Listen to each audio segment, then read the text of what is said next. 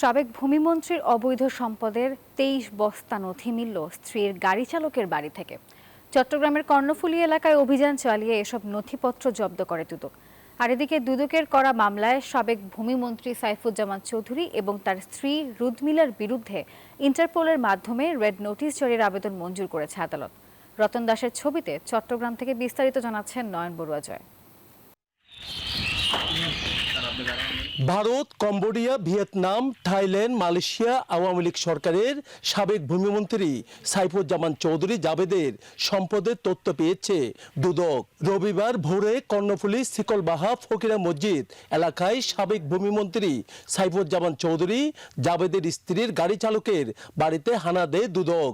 এই সময় উদ্ধার করা হয় ২৩ বস্তা অর্থ পাচার ও সম্পদ অর্জনের আলামত।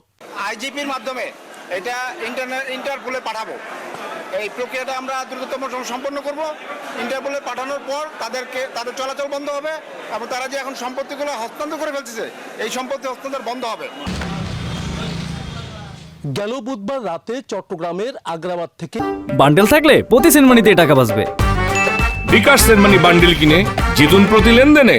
সাইফুজ্জামানের সহযোগী আব্দুল আজিজ ও উৎপল পালকে গ্রেপ্তার করে দুদক। তাদের রিমান্ডে জিজ্ঞাসাবাদে এসব নথির সন্ধান পায় তারা। ৩ দিনের অভিযানের পর এসব নথি উদ্ধার করা হয়েছে। বিভিন্ন দেশের সম্পদ কেনার তথ্য, ট্যাক্সের কাজ, বাড়ি ভাড়ার ভাউচারের তথ্য পেয়েছে দুদক। এই দিকে রোববার সকালে দুদকের করা মামলায় সাবেক ভূমিমন্ত্রী সাইফুজ্জামান চৌধুরী ও তার স্ত্রী রুদমিলার বিরুদ্ধে ইন্টারপোলের মাধ্যমে রেড নোটিশ জারির আবেদন মঞ্জুর করেছে আদালত। দুর্নীতি দমন কমিশন তার ট্রান্সফার যাতে করতে না পারে সেজন্য আজকে আমরা ইন্টারপোলের মাধ্যমে রেড নোটিশ জারির আবেদন করেছিলাম। মামলার মেরিট বিবেচনা করে এই দুর্নীতিবাজদের এই পাচারকৃত অর্থ ফেরত আনার জন্য বিজ্ঞ আদালত সন্তুষ্ট হয়ে তাদের বিরুদ্ধে ইন্টারপোলের মাধ্যমে রেড নোটিশ জারির নির্দেশ প্রদান করেছেন। ধারণা করা হচ্ছে কয়েক হাজার কোটি টাকার সম্পদের তথ্য এসব নথিতে আছে, যা সাইফুজ্জামান চৌধুরীর ট্যাক্স ফাইলে দেখানো হয়নি।